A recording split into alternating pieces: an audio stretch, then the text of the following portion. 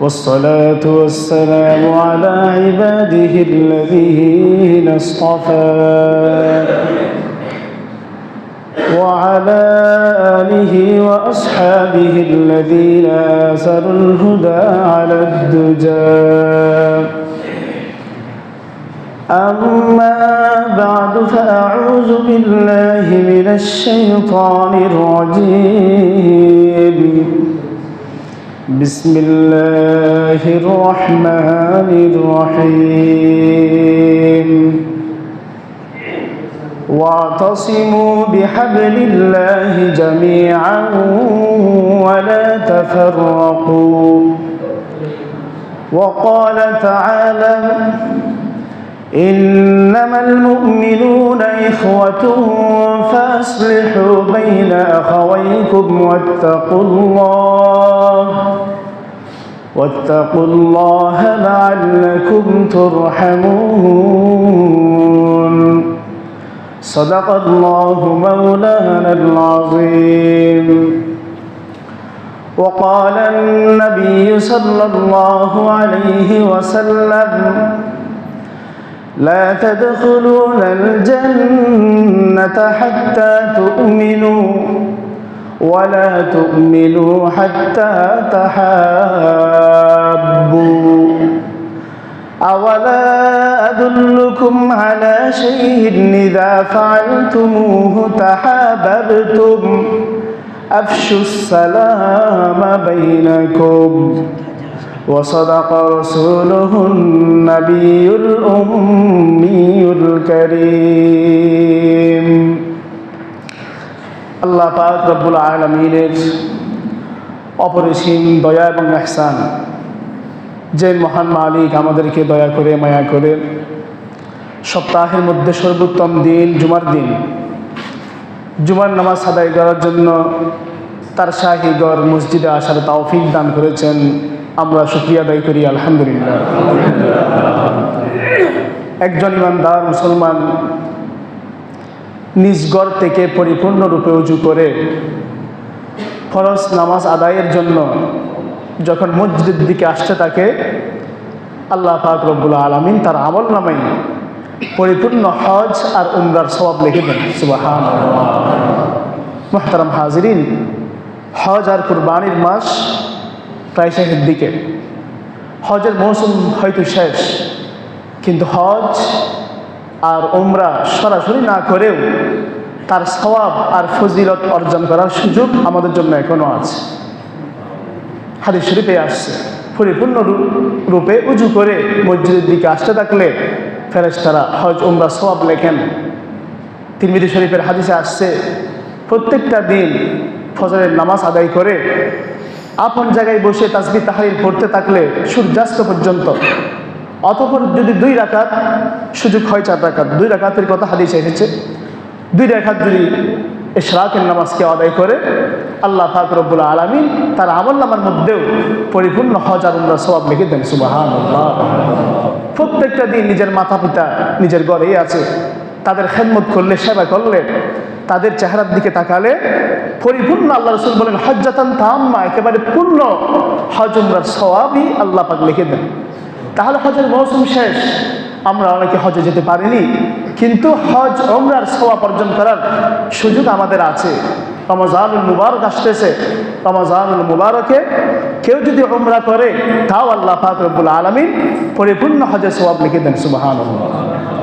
এই জন্য আমরা এই সুযোগগুলো কাজে লাগানোর চেষ্টা করব ইনশাআল্লাহ। মুহতারাম হাজিরিন, একটি সমসাময়িক বিষয়কে সামনে রেখে আমি আল্লাহ পাক রব্বুল আলামিনের কোরআনে পাক থেকে কয়েকটি আয়াত এবং হাদিস শরীফ তেলাওয়াত করেছি। নিঃসন্দেহে আমরা জানি বর্তমান মুসলিম উম্মাহ, মুসলিম জাতি যেই সময়টি পার করছি আমরা, নিঃসন্দেহে আমাদের জন্য বড় এক ক্রান্তি লগ্ন সময়, বড় এক বিপর্যয়ের সময়। সারা পৃথিবীর কম বেশি সমস্ত উম্মতে মুসলিমার জন্যই বড় এক দুর্যোগপূর্ণ সময় অতিবাহিত হচ্ছে। বিশেষ করে আমরা তো সেই সুদূর ফিলিস্তিনের কথা জানি, যেখানে এ পর্যন্ত প্রায় 37,000-এর উপরে মুসলমান শহীদ হয়েছেন। যাদের মধ্যে অধিকাংশ অসহায় অবলা নারী আর শিশু, যাদের ঘর বাড়িগুলো মাটির সাথে মিশিয়ে দেওয়া হয়েছে, যাদের জন্য ঈদ আসে না, জুমা আসে না, নির্দিষ্ট কোনো মসজিদ নেই, মাঠে ঘাটে রাস্তায় নামাজ আদায় করতে হয়, ঈদ জুমার খুশির উপলক্ষ যাদের জীবনে আসে না। সব মিলিয়ে আমরা যদি দেখতে পাই মুসলিম উম্মাহ এই জাতি বড় দুর্যোগপূর্ণ এক সময় অতিবাহিত করেছে। আল্লাহ রাসূল সাল্লাল্লাহু আলাইহি ওয়াসাল্লাম, আবু দাউদ শরীফের হাদিসে আসছে, ইউশিকুল উমাম আন তাদাআল আকিলাতু ইলা কসাতিহা। ও আমার সাহাবায়ে কেরাম, আমার উম্মতের উপর বড় বিপর্যয়ের এক সময় আসবে যখন সারা পৃথিবীর সমস্ত বিজাতি অমুসলিমরা, ইসলাম মুসলমানদের শত্রু আর দুশ্মনেরা, তারা পরস্পর একতাবদ্ধ হয়ে যাবে, একই প্ল্যাটফর্মে এসে যাবে, যাতে ইসলাম মুসলমানদের অস্তিত্ব দুনিয়া থেকে মুছে দিতে পারে। ক্ষুধার্ত একজন মানুষ যেভাবে খাবারের প্লেটের দিকে ছুটে যায়, মেজবান যেভাবে মেহমানদেরকে দাওয়াত দিতে থাকে, খাবার প্রস্তুত করে আহ্বান করতে থাকে, ঠিক তদ্রূপভাবে সারা পৃথিবীর সমস্ত কুফফার গোষ্ঠী এরা পরস্পর কোনো কারণে হয়তো মতাদ্বন্দ্বে লিপ্ত থাকতেও পারে, কিন্তু ইসলাম আর মুসলমানদের নিধনের ক্ষেত্রে আসলে, তাদেরকে দমনের ক্ষেত্রে আসলে তারা সকলে এক, আল কুফরু মিল্লাতুন ওয়াহিদা, তারা সকলে একতা ভুক্ত হয়ে যাবে, একই প্ল্যাটফর্মে এসে যাবে। সাহাবায়ে কেরাম বড় আশ্চর্য হয়ে গেলেন, ইয়া রাসূলুল্লাহ, ইয়া হাবিবাল্লাহ, মাত্র 1.5 লাখ সাহাবায়ে কেরাম আমরা সারা পৃথিবীতে ইসলামের জয়গান ছড়িয়ে দিয়েছি, তখন কি মুসলমানদের সংখ্যা একেবারে খুবই কম হবে, খুবই নগণ্য হবে, যার কারণে মুসলমান বিজাতিদের সাথে পেরে উঠবে না? আল্লাহ রাসূল বললেন, না, বাল আনতুম ইয়াউমুন কাসীর, বরং সেদিন তোমাদের সংখ্যা আরো অধিক হবে, অধিক সংখ্যা হবে।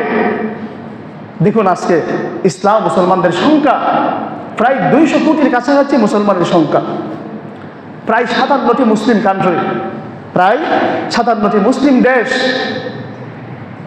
দুনিয়ার কুফফার গোষ্ঠী মুসলমান নিধনের ক্ষেত্রে এক হতে পারলেও মুসলমান কখনো একতাবদ্ধ হতে পারে না। আল্লাহ রাসূল বলেন, এগুলি সবগুলি বৃষ্টির পানিতে, বন্যার পানিতে আবর্জনার মতো, খড়কুটার মতো ভেসে যাবে। অনেক ঠিক আছে, প্রচুর তাদের সংখ্যা হবে, কিন্তু বৃষ্টির পানিতে যেভাবে ময়লা আবর্জনা খড়কুটা ভেসে যায়, মুসলমানরা ঠিক সেভাবে ভেসে যাবে।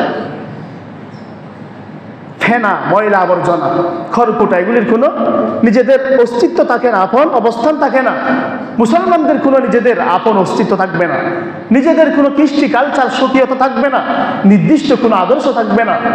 তাদের সামনে তাদের রাসূলের সর্বোত্তম আদর্শ, সর্বোত্তম পথ পদ্ধতি থাকার পরেও তারা সেটা অনুসরণ না করে অক্ষরে অক্ষরে প্রতিটা পদে পদে ইহুদি খ্রিস্টানদের অনুসরণ করে চলবে। নিজেদের সমাজনীতি, রাষ্ট্রনীতি, অর্থনীতির কোনো মূলনীতি তাদের কাছে থাকবে না, সব কিছুর ক্ষেত্রে বরাবর ইহুদি খ্রিস্টানদের অনুসরণ করবে, যেন তাদের কোনো অস্তিত্ব নেই। তাহলে ইহুদি খ্রিস্টানদের অল্প গর্জনেই মুসলমান খড়কুটার মতো বেঁচে যাবে। এবং আল্লাহ পাক তোমাদের অন্তরে ওয়াহান সৃষ্টি করবে। ওয়াহান কি? হুব্বুদ দুনিয়া কারাহিয়াতুল মউত, দিন দিন দুনিয়ার লোভ, লালসা, মহব্বত তোমাদের অন্তরে জায়গা পাবে। তোমরা মৃত্যুকে কঠিন মনে করবে, মৃত্যুকে বলে যাবে। মুসলমান মরতে চাইবে না, মরার জন্য প্রস্তুত নাই, এরা বাঁচতে চাইবে, দুনিয়া আঁকড়ে ধরতে চাইবে।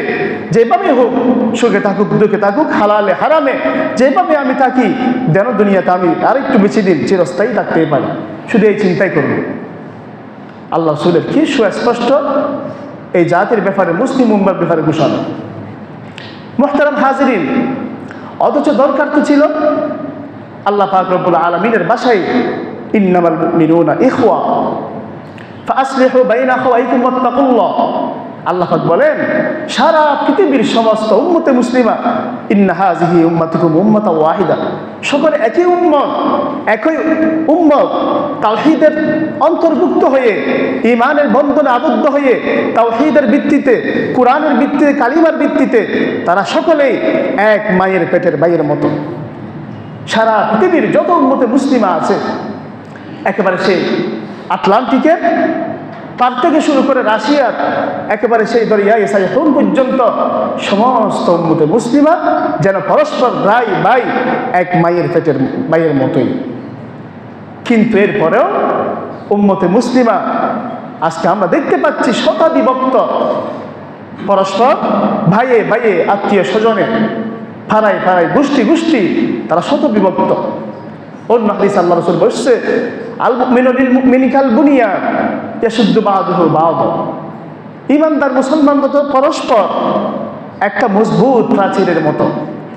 যেভাবে একটা মজবুত প্রাচীর এক একটি ইটের মজবুত গাঁথুনির মাধ্যমে শক্ত হয়, মজবুত হয়, ঈমানদাররা মুসলমানরা তারা পরস্পরের মাধ্যমে সাহায্য, সহানুভূতি, সম্প্রীতি মাধ্যমে একজন আরেকজনের দ্বারা মজবুত হবে, শক্তিশালী হবে।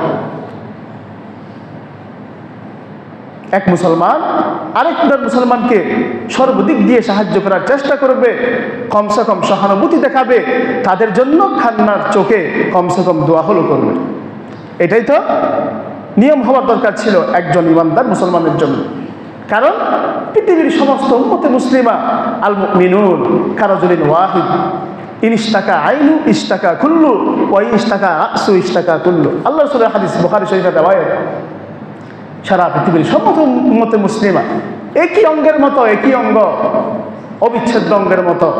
আপনার যদি সারা শরীরে কোথাও আঘাত লাগে, আপনি দৃঢ়স্থিরভাবে নিশ্চিন্তে বসে থাকতে পারবেন না। তাড়াতাড়ি আপনি ডাক্তারের কাছে ছুটে যাবেন, আপনার পা ছুটে যাবে, আপনার হাত পা অঙ্গ প্রত্যঙ্গ অস্থির হয়ে যাবে, আপনার মুখ তাড়াতাড়ি গিয়ে ডাক্তারের সাথে কথা বলবে। কারণ আপনি ওই যে মাথায় আঘাত লেগেছে, শরীরের কোথাও আঘাত লেগেছে, সেটা সহ্য করতে পারছেন না। তাহলে উম্মতে মুসলিমা কোথাও যদি নির্যাতিত হয়, আক্রান্ত হয়, সেই ব্যথা অনুভূতি আমাদের অন্তরে জাগ্রত করতে হবে। মুহতারাম হাজিরিন, ইসলামী ভ্রাতৃত্ব, উম্মতে মুসলিমার একতা, উম্মতে মুসলিমার ঐক্যবদ্ধ প্ল্যাটফর্মের বড় বেশি প্রয়োজনীয়তা। আল্লাহ পাক রব্বুল আলামিন কোরআনে পাকে এই উম্মতে মুসলিমার একতাবদ্ধ থাকা, পরস্পর ভাই হয়ে থাকা, মিল মহাব্বত, সাহায্য সহানুভূতি, আন্তরিকতা, হৃদ্যতার সাথে বসবাস করা, এটাকে বড় নিয়ামত, আল্লাহ পাকের পক্ষ থেকে বড় অনুগ্রহ বলে আল্লাহ পাক ঘোষণা করেছে। আমরা যদি ইসলামের রহস্য জানতে চাই, ইসলামের বিধিবিধানের রহস্যগুলি জানতে চাই, তাহলে আমাদের সামনে আরেকটু সুস্পষ্ট হবে। ডক্টর আহমদ হাসান জাইয়াদ, মিশরের প্রখ্যাত লেখক, উনি ব্যাখ্যা করেন যে আল্লাহ পাক তো চান কিয়ামত পর্যন্ত ইসলাম একটি বিজয়ী ধর্ম, ইসলাম বিজয়ী থাকবে। কারণ ইসলামের যে আইন প্রণেতা, বিধানদাতা, তিনি তো স্বয়ং আল্লাহ পাক রব্বুল আলামিন, যিনি একক পরাক্রমশালী, সমগ্র জাহানের অধিপতি। তার যে দিন ধর্ম, তার যে মনোনীত ধর্ম ইসলাম, সেটা সারাটি জীবন কিয়ামত পর্যন্ত সর্বযুগে সর্ব জায়গায় বিজয়ী থাকবে, উঁচু করে বেঁচে থাকবে। যারা মুসলমান তারাও মাথা উঁচু করে দুনিয়াতে বেঁচে থাকবে। আল্লাহ পাক প্রত্যেকটা বিধান মানুষকে দেওয়া কত রহস্য, কত রহস্য আল্লাহ পাক সেগুলোতে রেখে দিয়েছেন। আহমদ হাসান জাইয়াদ রাহিমাহুল্লাহ বলেন, মুসলমান বিজয়ী জাতি হবে কেন? কারণ তারা তো একক পরাক্রমশালী, সমগ্র জাহানের অধিপতি, যে আল্লাহ অমুখাপেক্ষী, যার দিকে সমস্ত মানুষ, সমস্ত জিন ইনসান মুখাপেক্ষী, সেই আল্লাহরই বান্দা।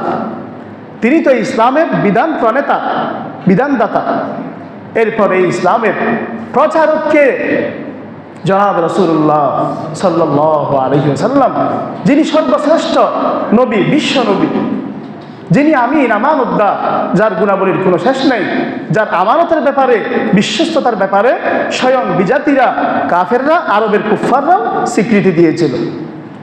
এই উম্মতে মুসলিমার বিধান, তাদের সংবিধান তো কোরআন, যে কোরআন যুগে যুগে নাজিল হওয়ার পর থেকেই পৃথিবীর সমস্ত প্রকার সাহিত্যিক, আদি পণ্ডিতদেরকে চ্যালেঞ্জ জানিয়ে আসতেছে। কোরআনের ভাষা, কোরআনের মামার্থ, কোরআনের ব্যাখ্যা সব কিছু এত বড় মুজিজ, অক্ষমকারী, যে পৃথিবীর সমস্ত জাতিকে, আরবের সেই বড় বড় আদিবুল উদাবা সাহিত্যিক আর পণ্ডিতদেরকে চ্যালেঞ্জ জানানোর পরেও তারা সকলে একত্রিত হয়ে কোরআনের না 10টি আয়াত, না একটি পরিপূর্ণ সূরা, না একটি শব্দ কোরআনের মতো তৈরি করতে পেরেছে। তাহলে এই কোরআন মুসলমানদের কাছে আছে। মুসলমান তো কিয়ামত পর্যন্ত একটি বিজয়ী জাতি থাকবে। মুসলমান কিয়ামত পর্যন্ত বিজয়ী জাতি থাকবে। এই ইসলামের সৈনিক কারা, ইসলামের কমান্ডার কারা? ইসলামের সৈনিক, ইসলামের কমান্ডার তো হলো সেই খালিদ বিন ওয়ালিদ রাদিয়াল্লাহু তাআলা আনহু, সেই উমরে ফারুক আজম, সেই তারেক বিন জিয়াদ, সেই মোহাম্মদ বিন কাসেম, যাদের শক্তি, সামর্থ্য আর দাপটের সামনে তৎকালীন পরাশক্তি কিসরা আর কাইসারের মাথা পর্যন্ত নত হয়েছিল। মুহতারাম হাজিরিন, ইসলাম শক্তির ধর্ম, ইসলাম সামর্থ্যের ধর্ম। আল ইসলাম দীনুল কুওয়া। ডক্টর আহমদ হাসান জাইয়াদ বলেন, আল ইসলাম দীনুল কুওয়া, ইসলাম শক্তির ধর্ম, সামর্থ্যের ধর্ম। ইসলাম হাতের শক্তি, ইসলাম রুহের শক্তি, ইসলাম আকল জ্ঞানের শক্তি, ইসলাম মাতার শক্তি, ইসলাম সারা বডির শক্তি। সবচাইতে বড় কথা, ইসলাম একটি সামাজিক শক্তি। ইসলাম একটি সামাজিক শক্তি। যদি এক একটি বিধানের দিকে তাকাই, আল্লাহ পাক রব্বুল আলামিন নামাজ ফরজ করেছেন। নামাজের আগে ওযু করতে হয়।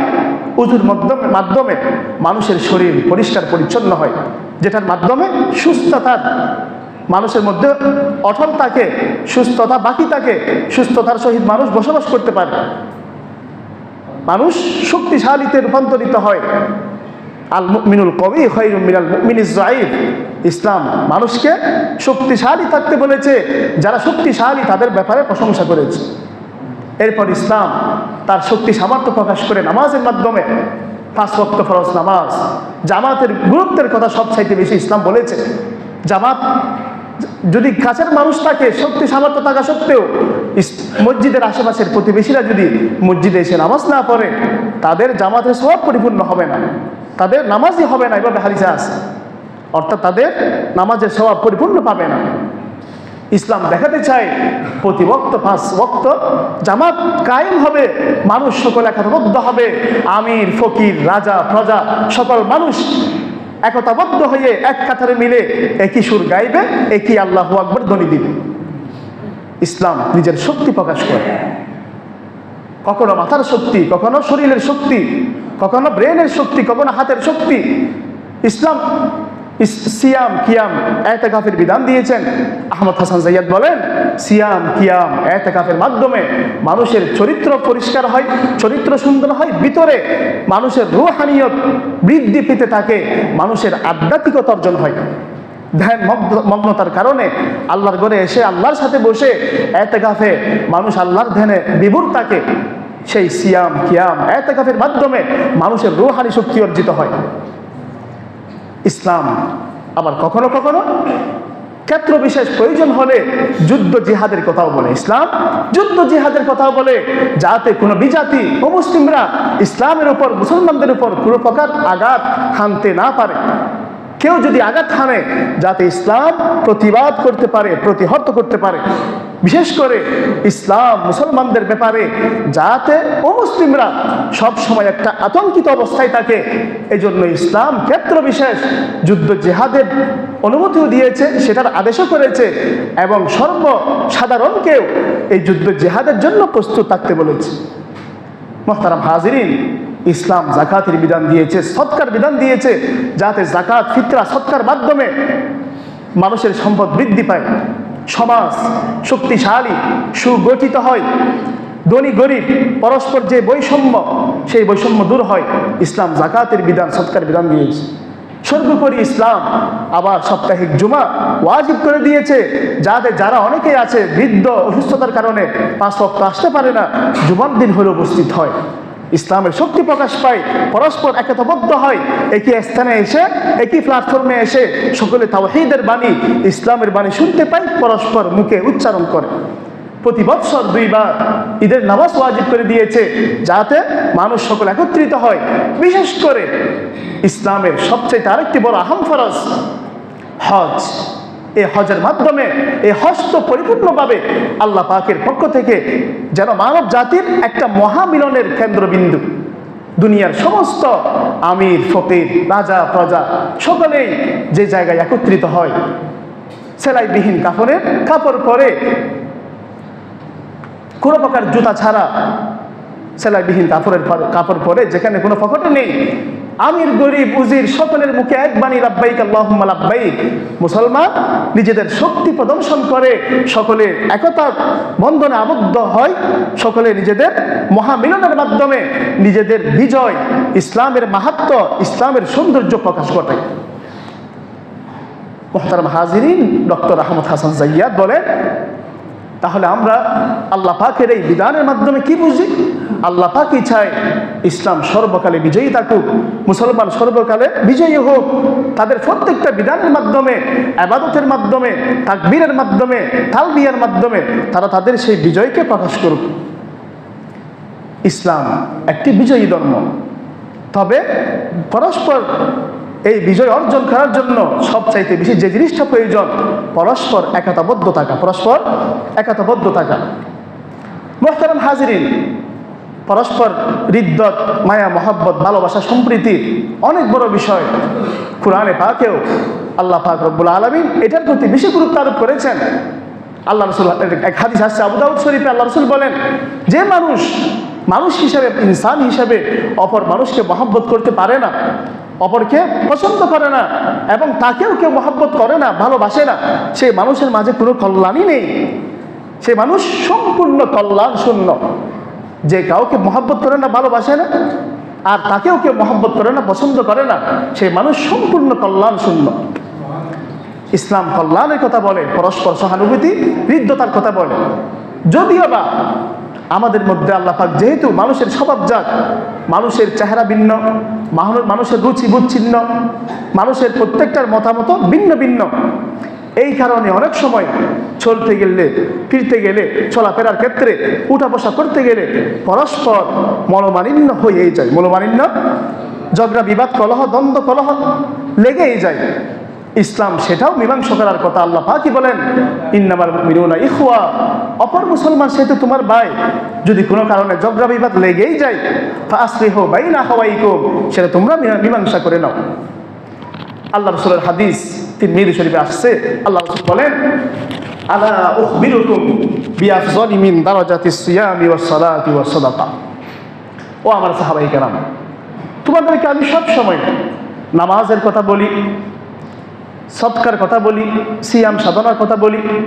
আজকে কি আমি তোমাদেরকে এমন একটি আমলের কথা বলবো না, যে আমলটি তোমাদের নফল নামাজ, নফল রোজা, দান সদকা, খয়রাত, নফল সাদাকা এগুলির চাইতে উত্তম? সাহাবায়ে কেরাম রাদিয়াল্লাহু তাআলা আনহুম সব সময় নামাজের ফজিলতের কথা শুনেন, যে বিশেষ করে নফল নামাজের মাধ্যমে বান্দা আল্লাহ পাকের সবচাইতে বেশি নিকটবর্তী হয়। সব সময় রোজার কথা শুনেছেন।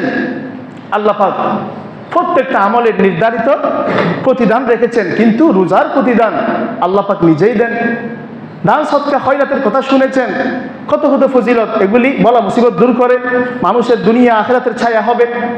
কিন্তু আজকে রাসূল বলেন যে তোমাদের নফল নামাজ, তোমাদের সারা রাত্রি দাঁড়িয়ে নামাজ পড়া, সারা দিন নফল সিয়াম পালন করা, দান সদকা খয়রাত থেকেও একটি আমল উত্তম। তোমাদের কি বলবো না? সাহাবায়ে কেরাম বলেন, ইয়া রাসূলুল্লাহ, অবশ্যই বলুন। আল্লাহ রাসূল বলেন, ইসলাহু যাতিল বাইন ওয়া ফাসাদু যাতি বাইনিল হালিক। যখন দুইজন মুসলমান পরস্পর মতানৈক্যে লিপ্ত হয়, কোনো কারণে ঝগড়া ফাসাদ হয়ে গেল, দ্বন্দ্ব কলহ হয়ে গেল, একজন আরেকজনের মুখ দেখতেও নারাজ, মুখ দেখতেও রাজি নেই, এই অবস্থায় এমন কোনো কথা বলা, এমন কোনো কাজকর্ম করা যেটার মাধ্যমে উভয়ে মিলে যায়, দুইজন মুসলমানকে পরস্পর মিলিয়ে দেওয়া, ঝগড়া ফাসাদ মিটিয়ে দেওয়া, তাদেরকে ভাই ভাই বানিয়ে দেওয়া, এটা তোমাদের সারা রাত্রি দাঁড়িয়ে নফল নামাজ পড়া, সারা দিন নফল রোজা রাখা, দান সদকা খয়রাত করার চাইতে আরো বেশি উত্তম। সুবহানাল্লাহ। মুহতারাম হাজিরিন, এই জন্য আমাদের মাঝে পরস্পর যদিও বা কোনো কারণে ঝগড়া দ্বন্দ্ব কলহ হয়েও যায়, কিন্তু সব সময় মনে রাখতে হবে, এই ইসলাম মুসলমানদের দুর্দিনে যত বেশি আমরা পরস্পর ঐক্যবদ্ধ থাকব, তত বেশি আমাদের সামাজিক শক্তি বৃদ্ধি পাবে। আল্লাহ পাকের পক্ষ থেকে সাহায্য নুসরত আমাদের উপর বেশি আসতে থাকবে। সবসময় এই কথা মনে রাখবো, আমরা তো এক জাত, এক সত্তা থেকে সৃষ্টি। আমাদের আদি পিতা হযরত আদম আলাইহিস সালাতু ওয়াস সালাম। আমরা তো এক জাত, এক সত্তা থেকে আমাদের সৃষ্টি। খালাকাকুম মিন নাফসিন ওয়াহিদা। আমাদের প্রভু এক, আল্লাহ এক, বাইতুল্লাহ এক। যে ঘরের দিকে ফিরে সকলে নামাজ আদায় করি সেই ঘর এক। আমাদের সংবিধান কোরআন সেটাও এক, মাযহাব এক, ধর্ম এক। তারপরে কেন আমরা এত শত শত দলে বিভক্ত থাকব? প্রত্যেক মুসলমানদেরকে, প্রত্যেক ব্যক্তিকে নিজের ভাই মনে করব। সাহায্য, সম্প্রীতি, সহানুভূতি, ভালোবাসার সহিত পরস্পর বসবাস করুন। মুহতারাম হাজরিন, শুধু ঐক্যের কথা, পরস্পর মিলেমিশে থাকার কথা বললে তো হয় না। পরস্পর ঐক্য কিভাবে অর্জন করা যায়, কিভাবে সম্প্রীতির বন্ধন তৈরি করা যায়, ইসলাম সেটার জন্য বাস্তব কিছু ফলপ্রসূ নিয়ম পদ্ধতি আমাদেরকে দিয়েছে, কিছু রীতিনীতিও আমাদেরকে দিয়েছে।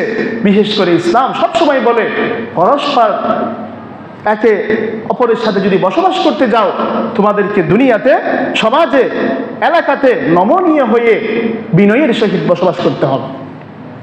তোমাদেরকে সমাজের মধ্যে, এলাকার মধ্যে নমনীয় হয়ে বিনয়ের সহিত বসবাস করতে হবে। কারণ এর বিপরীতে যদি তুমি অহংকার, গর্ব, গরিমা, টাকা পয়সার অহংকার, শিক্ষা দীক্ষার অহংকার, বংশ মর্যাদা, পদমর্যাদার অহংকার তোমার ভিতরে থাকে, তাহলে মানুষ তোমার সাথে ঘেঁষবে না, তোমার কাছে আসবে না। অহংকার এমন এক মারাত্মক রূপ, আমরা জানি আল্লাহ পাক সেটা পছন্দ করেন না। দুনিয়ার কোনো মানুষও অহংকার পছন্দ করেন না। আল্লাহ পাক হাদিসে কুদসিতেই বলেছেন, আল কিবরিয়াউ রিদাই ওয়াল আজমাতু ইজারি। অহংকার, গর্ব, গরিমা এটা শুধু আমার চাদর। আমার চাদর জোরে যে টানাটানি করবে, অবশ্যই তাকে আমি আলকাইতুহু ফিন্নার, জাহান্নামে নিক্ষেপ করব। এই অহংকার শুধু একমাত্র আমি আল্লাহর জন্যই শোভা পায়। মানুষের অহংকার করার কি আছে? এক বুজুর্গ বলেন, মানুষের আবার অহংকার করার কি আছে? সে তো সৃষ্টি একটা নাফাক পানির মাধ্যমে, একটা নাফাক পানি, যেই নাফাক পানির মাধ্যমে সে যখন সৃষ্টি হলো, মায়ের পেটে আসলো, তার মাতা পিতা উভয়ের ওপর গোসল ফরজ। দুনিয়াতে আসছে, যতই ক্ষমতার দাপট দেখাক, অহংকার করুক, বড়াই করুক, সব সময় চলাফেরা করে ময়লার ঠাঙ্কি সাথে নিয়ে, ময়লার ঠাঙ্কি সাথে নিয়ে। আবার অচিরেই মৃত্যুবরণ করবে। মৃত্যুর পর পোকামাকড়ের খাদ্যে পরিণত হবে, মাটির সাথে মিশে যাবে। মানুষের অহংকার করার আবার কি আছে? আল্লাহ পাক যেমন অহংকার পছন্দ করেন না, আমরা জানি পৃথিবীর সর্বপ্রথম অপরাধ শয়তান করেছিল এই অহংকারের কারণেই।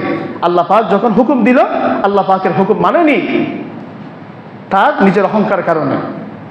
আমি আগুন থেকে তৈরি, আমি কেন আদমকে সাজদা করব? আদম মাটির থেকে তৈরি, সে তো আমাকে সাজদা করতে হবে। এই জন্য অহংকার বড় বেশি খারাপ। এটা আমাদের ঐক্যের পথে, পরস্পর মিলেমিশে থাকার পথে বাধা। এই অহংকার আমাদের পরস্পর মিলেমিশে থাকার পথে বড় অন্তরায়। এই কারণে ইসলাম সুনির্দিষ্ট রীতিনীতি দিয়ে বলেছেন, তোমাদেরকে বিনয়ের জীবন গ্রহণ করতে হবে, পরস্পর বিনয়ের সহিত অপরকে সম্মান করতে হবে, অপরের মর্যাদা সুনিশ্চিত করতে হবে। যার যতটুকু মর্যাদা প্রাপ্য তাকে ততটুকু সম্মান মর্যাদা করতে হবে। এখন ইসলাম বিশেষ করে আমরা জানি অভিবাদন এক শব্দ, তাহিয়ার এক শব্দ, এই ইসলাম আমাদেরকে শিখিয়েছে। বড় এক সুন্দর, ইসলামের ইতিহাসে অন্য কোনো ধর্মে, অন্য কোনো মত এই শব্দ পাইনি। সেটা হচ্ছে সালামের শব্দ, সেটা হচ্ছে সালাম। পরস্পর সালাম দাও, সালাম বিনিময় করো। যার সাথে দেখা হবে ছোট বড়, পরস্পর পরস্পরকে সালাম দাও।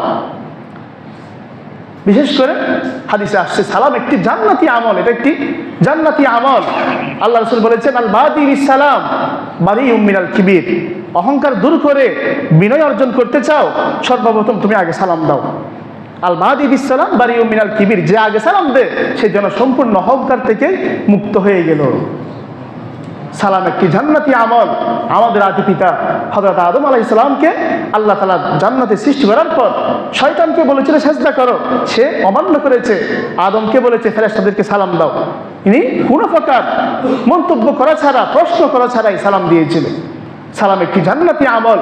এরপর দুনিয়াতেও চলছে, কিয়ামতের মাঠে, হাসরের ময়দানেও যখন ঈমানদাররা তাদের আমলনামা ডান হাতে নিয়ে জান্নাতের দিকে যাবে, ফেরেশতারা সালাম দিতে দিতে, অভ্যর্থনা দিতে দিতে জান্নাতে নিয়ে যাবে। ওয়াল মালাইকাতু ইয়াদখুলুনা আলাইহিম মিন কুল্লি বাব। শুধু সেখানে শেষ নয়, আল্লাহ পাক রব্বুল আলামিন আহকামুল হাকিমিন, উনি যে জান্নাতি মানুষদেরকে নিজের দিদার দিবেন, নিজের সাক্ষাৎ ঘটাবেন, সেখানেও বারবার বলতে থাকবেন সালামুন কওলাম মির রব্বির রহিম, সালামুন কওলাম মির রব্বির রহিম। ও দুনিয়ার মানুষ, সারা জীবন দুনিয়াতে আমার পক্ষ থেকে সালামে ফেয়েলি দেখেছো, সালামে ফেয়েলি কর্মগত শান্তি, কর্মগত রহমত বরকত পেয়েছ। জন্মের পর থেকে মৃত্যু পর্যন্ত দুনিয়াতে আমার নিয়ামত বুক করেছ, আমার অনুগ্রহ বুক করেছ।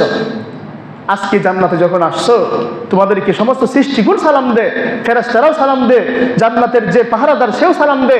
আমি আল্লাহ কেন বাদ থাকবো? আমার পক্ষ থেকেও সালামুন কওলাম মির রব্বির রহিম, তোমার উপর শান্তি রহমত বরকত বর্ষিত হোক।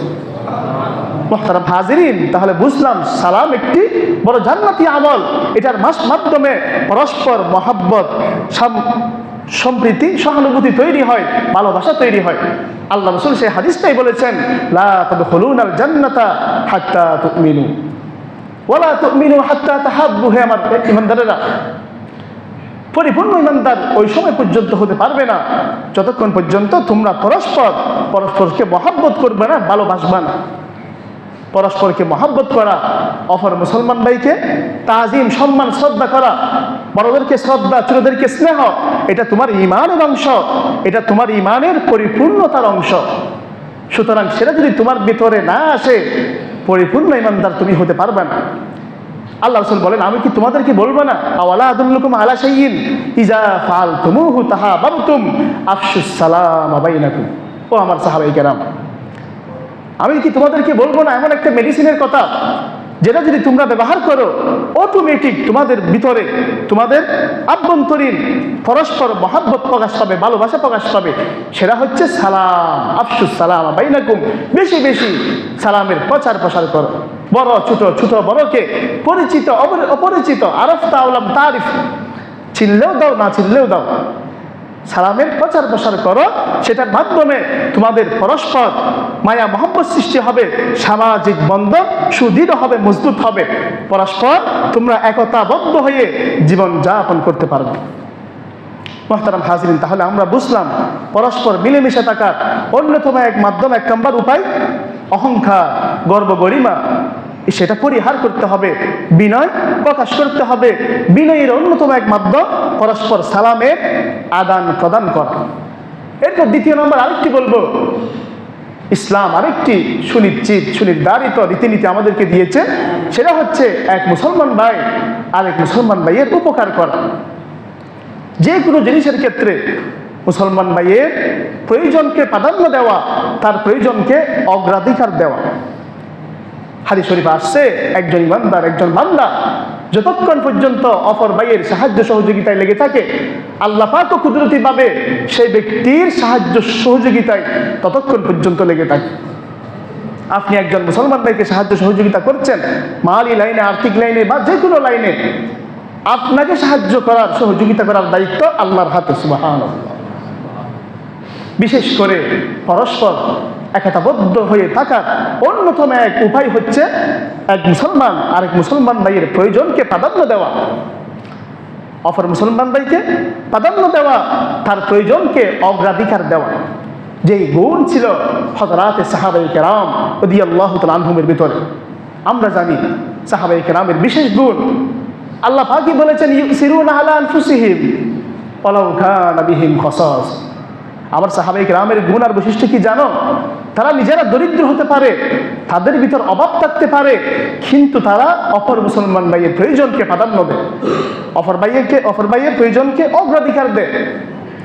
আমরা জানি হাদিসের মধ্যে আসছে, বুখারী শরীফের রিওয়ায়াত, এক আনসারী সাহাবী হযরতে আবু আইয়ুব আনসারী রাদিয়াল্লাহু তাআলা আনহুর ঘটনা।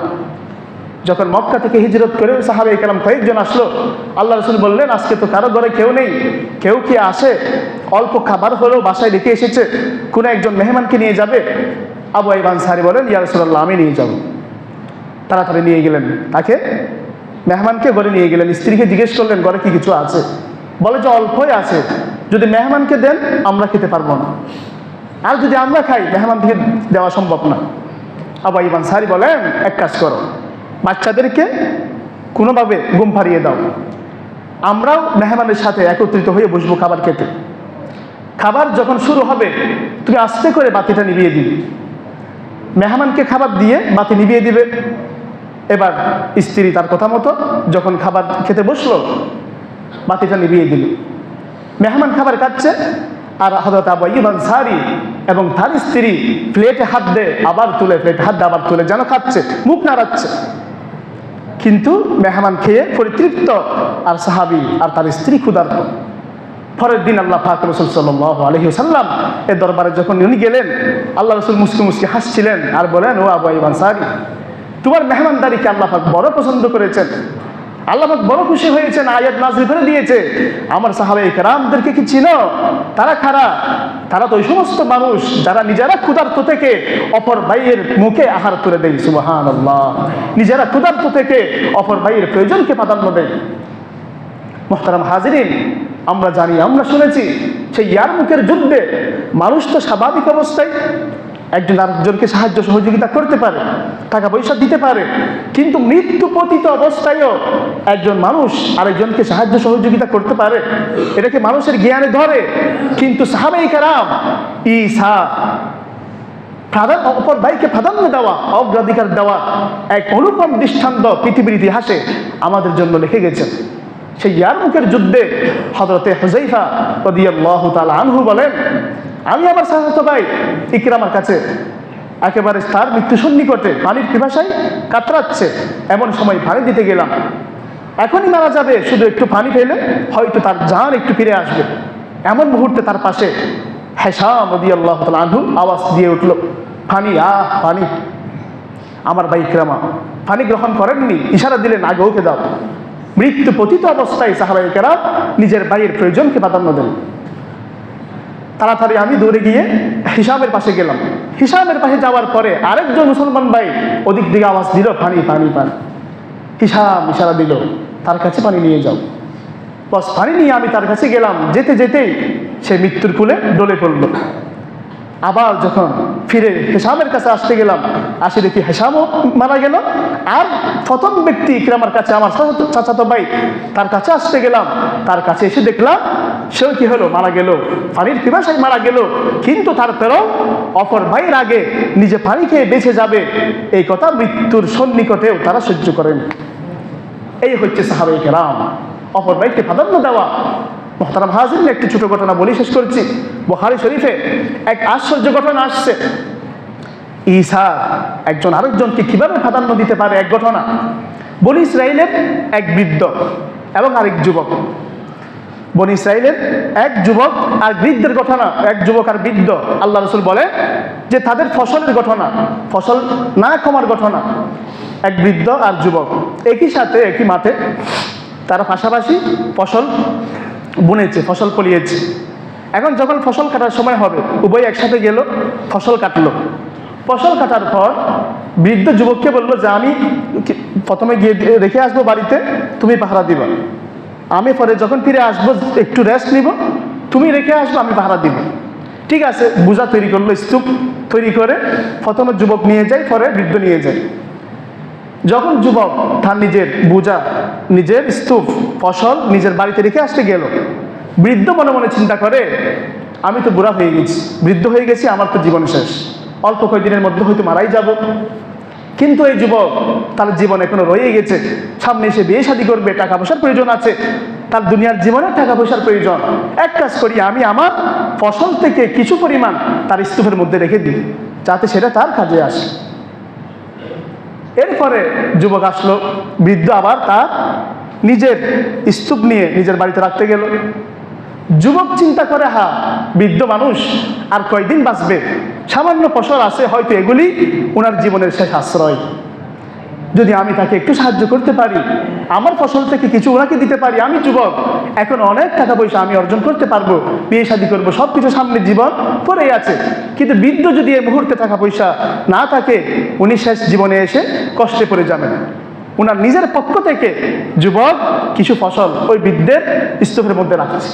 আল্লাহ রাসূল বলেন, যতটুকু ফসল ছিল সর্বোচ্চ 2-3 ঘন্টা নিয়ে গেলে শেষ, কিন্তু সারা দিন তারা সেই ফসলের স্তূপ বাড়িতে টানলো, সন্ধ্যা হয়ে গেল, দেখলো কারো ফসলের স্তূপ থেকে বিন্দু পরিমাণও কমেনি। সুবহানাল্লাহ। এটা হচ্ছে ঈসার প্রাধান্য দেওয়া। মুহতারাম হাজিরিন, ঠিক যদি এইভাবে আমরা পরস্পরকে সহযোগিতা করে, পরস্পরের প্রয়োজনকে প্রাধান্য দিয়ে, আরেকজনের ভাইয়ের প্রয়োজনকে অগ্রাধিকার দিয়ে আমরা পরস্পর বসবাস করতে পারি, ইনশাআল্লাহ আমাদের ভিতর কোনো প্রকার হিংসা বিদ্বেষ, পরস্পর দ্বন্দ্ব কলহ মারামারি থাকবে না। আমরা মুসলমান 10 মায়ের 10 সন্তান, 1 মায়ের পেটের সন্তান হয়ে বাঁচতে পারবো। আল্লাহ পাক রব্বুল আলামিন আমাদেরকে মুসলিম উম্মার দুর্দিনে সকলকে এক এবং ন্যাক হয়ে বেঁচে থাকার তৌফিক দান করুক। সকলে বলি আমিন।